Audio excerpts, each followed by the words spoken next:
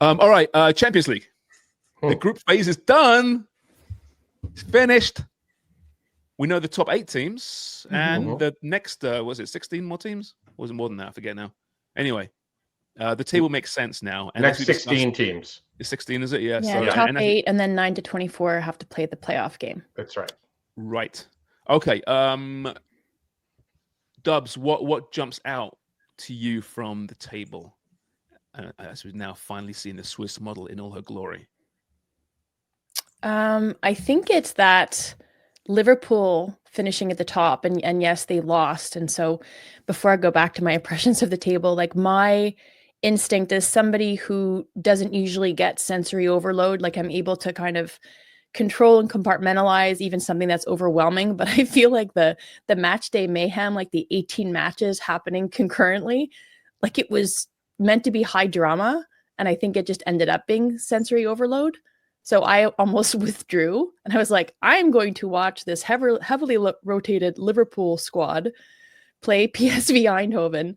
And it was not a great match. I mean, the first half was decent. There were a lot of goals, and the second half was not good. Akin maybe to watching paint dry, and they were on the losing end of it. But then when you look at the table, I think, yeah, it goes back to what I'm saying is like teams. I was rooting for City to fail and to not even make it into that playoff round. And I don't know if they're back, but I don't think their road to progression is any easier. But it does give teams that have done themselves a favor and finishing in the top 8, like it gives them some potentially difficult opponents coming up very, very shortly. So I think that's what stands out to me is that, it was interesting. I think I'm a fan of the model. I don't know if I loved the last match day and if it achieved what it was kind of set out and desired to do. But I think it'll make for really exciting football that you can't really predict. And I guess from their standpoint, that's probably what you want. Yeah, I think so. Absolutely, right. There weren't, I don't think, too many dead rubbers late in this format, right? It's in pretty big games because so many do qualify. And I mean, I know we criticized in the past, they've expanded it and so many teams qualify for the next round, but that doesn't bother me so much. The more I think about it, in the past it may have done, but now, Jimmy, when I look at this table, you know, there's what was it, 36 teams? I think it was originally.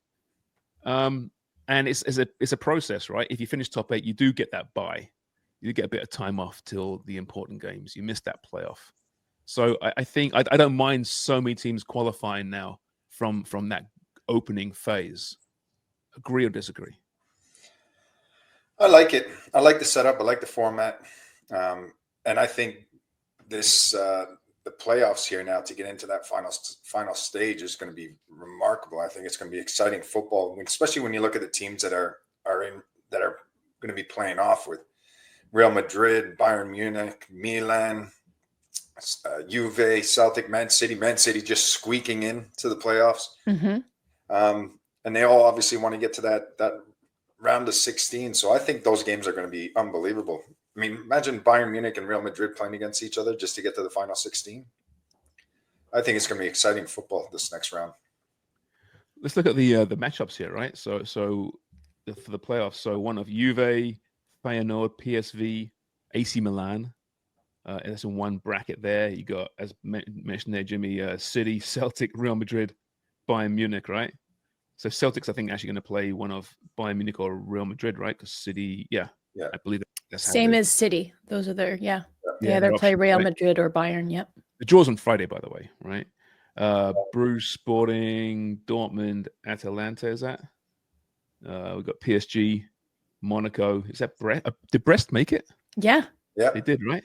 Michael Richards would be delighted. And Benfica in there as well. So, it's really exciting. The teams that qualified already, Liverpool, Barcelona, Lille got through. John David scored. Nice goal, by the way. Yep. Yeah, it started Another. on the bench. What about Villa? Villa. Yeah. Villa rolled. Wow. Yeah, it was Celtic, right? Yeah. Yep. But at least in Celtics in the hunt. I mean, I think you see Brendan Rodgers being interviewed post-match yesterday, and they're saying, you can play Real Madrid or Bayern Munich. You go, the players deserve this. This is what they want. They've done so well. And you do want this, I guess, don't you? I mean, okay, would Celtic have preferred to have played, I don't know, with all due respect, Brest the next round, and then the chance to get to the maybe. But I don't know. At this point, you tell me, you're footballers. Don't you want to play the best whenever you get the opportunity? Because you don't often get it. Yeah, of course you do. And I think what this format allowed you to do as well is make it a little bit unpredictable through 8 matches. You're playing these different teams, and you're allowing yourself, and you're forced to rise to the occasion every single time, which is something Brest does incredibly well, as they rise to the occasion. Oh, perky. Yes, real groundswell of support from their fans as well. But yeah, I think you 100% agree with what Brendan Rodgers is saying. It's the soundbite that you need. It's what you're expected to say. But if you're a player, that's what you want. You want to be tested, and you want to compare yourself to the absolute best in the world, and that's what Champions League is all about. But back to John David. So 6 goals and 1 assist through 8 games so far for Lille, and the quality of that goal and what he is continually delivering on the biggest of stages is unbelievable. I mean, he's scoring against Liverpool, Real Madrid, like, the best teams in the world he's scoring against. We're still waiting, by the way. John, make a call, make a decision. Come on. Where's it going to be? I still find it kind of cool when you're watching. Sometimes I stumble upon an illegal feed of UK based soccer broadcasts, and when they start talking about John David, it just makes you kind of all giddy inside. So, ooh, he's one of ours. Well, that's how I pitch surfed yesterday. No, it's true, but I pitch surfed. I didn't know which match to watch, so the first one I went to was Lille, and it was only at halftime that I realized that the matches were all on, even though we had talked about it earlier in the day. And the first match I went to was Lille and Feyenoord. Feyenoord. Thank you. Feyenoord, whatever. Don't ask me. Okay, and they were up 3-1, Lille was. And so then I immediately did my Canadian thing, went over to Alistair Johnston and Celtic, and watched them lose against Aston Villa. But, it wasn't Aston Villa looked like the better team, but it was fun seeing Alistair Johnston out there and competing. And then I went to the last one I went to, because that was then 3-1. It was 3-2, and there was a penalty kick. Ollie Watkins slipped. And then I didn't watch, and then I just saw the 4th goal just flipping through. But then I went to Liverpool and watched Liverpool lose. And now I'm kind of happy that Liverpool lost. Why is that? I think I'm going to cheer against Liverpool now. Oh, really? Why would Yeah, that be? I think they've had enough. You know me and being fair and just. I think they weren't perfect. Well, this is the thing. Not only that, I'm happy for them being in first place in the Prem. That's great, but I don't like when every team wins everything. So now I'm much more about Liverpool not winning the quadruple against. Hang on a minute. I feel like you were fine with City winning everything. No, my God, no. I don't like that at all. No, I never like any of that. Well, you weren't rooting for the team actively that they were playing against. Well, it's only because of you two talking about Liverpool all the time. I think we do a pretty good job. You've made me sick of Liverpool. And Dubs might be the same. I make a concerted effort not to let my football and yet scores we get dominated still talk by about Liverpool. They're in first Ad place. nauseam. They're the story, right? I mean, I really don't. I try not to show my bias too much. Maybe I fail. Yeah, that's also what I'm watching, right? Do I fail, Jimmy? Yeah. Okay, fucking Forest boy. I want to ask Jimmy this. So like we're talking about like the format and like this high drama we're meant to be with these 18 concurrent matches happening at the same time. Did you watch any Champions League yesterday? Please say yes. Yeah. Okay. So like what was your instinct? Did you try to kind of skip around and like go to a couple of matches where you knew the storylines, or you wanted to check out a particular player and how they were faring, or did you just focus in on the one match? Normally I'll focus on one match when these types of things happen, and then I've got my FOP mob beside me to keep up an update of all the scores that are happening real time. And then if I see it's getting interesting, last 10 minutes of a match, then I'll venture over to that game. But I've always got the FOB mob beside me. Mm-hmm. Just like on a Saturday morning when the Premier League's on, I'll be watching one match and then keeping tabs of all the others. And what was your match yesterday, Jimmy? I watched Celtic and Aston Villa. This is why I love match day on Fubo. It's just so great, isn't it? Yeah, Mhm. yeah. Pick your, assuming that the number one match is the one you want to watch. It's often Liverpool, and I'm obviously have a proclivity towards them, despite my lack of bias shown on this show. But I love how they just bounce around. Things happening elsewhere, good chance, goal. I just love that. That's imagine we criticize modern sports media.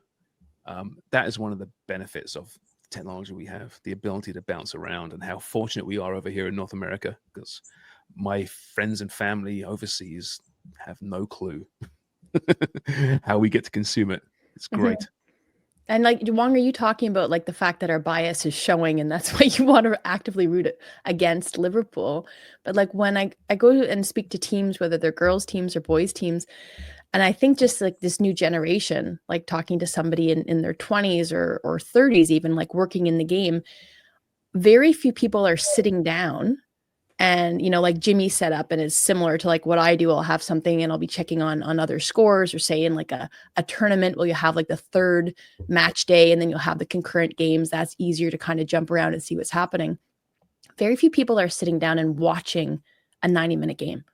This is not how it's consumed anymore. And it goes back to, I don't know if anybody saw Micah Richards doing the breakdancing in front of the, and what they call it, table time, when they're showing the state of the table in Champions League. So that was another nugget that they can package and fire out, right, and get on all of the social media platforms. But it's the same way. Like I speak to academies, I speak to teenagers who are playing on elite teams or recreationally, and they know players, they know teams, they know results because they're watching these packaged things, whether it's a program like CBS Golazo or if it's just a 2-minute highlight package. That's how they know what happened, or they don't know what happened because they're just seeing the goals and they don't know the state of the game. They don't know the nature of how everything kind of came to be.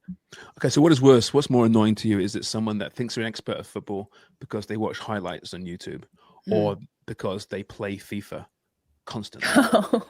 But that is our kids, though, right? That's this generation. That's what they're doing. I know adults who know every freaking player in Europe, and they'll talk to you as if they're a goddamn general manager. Yeah. But they don't watch football. They play fucking FIFA. That's how they know these players. They don't know the first thing about the game, but they know what formation freaking Benfica play. Right. Because they played them last week on FIFA in the Champions League. Does my head in. What's cool though is you're seeing more representation of our female footballers there. So like this next generation is, even if they're not watching games on the FA Player or on YouTube or Sportsnet, when they occasionally pick up a WSL game, they're playing, you know, these FIFA games, they're playing video games, or they're watching the highlights and they're able to see them. And that's really something that's really powerful. You're right. It's not a bad thing, is it? Exposure to all sorts of leagues and players, right? That's number one. You're right. But yeah, I mean, that's what kids watch YouTube, though, right? They're not watching network TV anymore, watching their shows. They're watching these clips. I don't know what that means for the future of us. Probably really bad things. But hey, I'll be dead in 20 years, so who cares? Oh, Jimmy. 20. Jeez. Not if you get a colonoscopy. Well, maybe I'll take matters into my own hands. Come over to my house, Sharps. I'll do it for you.